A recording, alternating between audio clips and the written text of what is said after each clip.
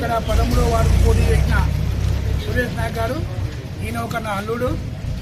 ఈయనకు గెలిపిస్తే నా యొక్క భక్తురాలు వినాయక కన్వెన్షన్ లోపల ఈ వార్డు ప్రజలకు ఎవరన్నా పెళ్లి చేసుకుంటే 50% ఆఫ్. రెండవది, ఎవరన్నా మన హాస్పిటల్ లోపల ఇబ్బంది పడి వస్తే కూడా వాళ్ళు కూడా 50%. మూడవది, నా యొక్క నర్సింగ్ కాలేజ్ ఉంది.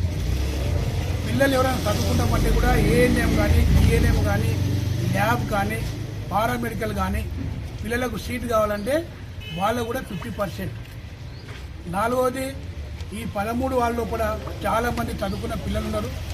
వాళ్ళకు ఉద్యోగాలు లేకుండా కూడా నేను కాంట్రాక్ట్ బేసింగ్గా, అవుట్ సోర్సింగ్గా లేక గవర్నమెంట్ రాసే ఎగ్జామ్లకు నేను వాళ్ళకు ఉండి ఖచ్చితంగా వాళ్ళకు ఉద్యోగాలు చూపిస్తా, ఉపాధి కల్పిస్తా.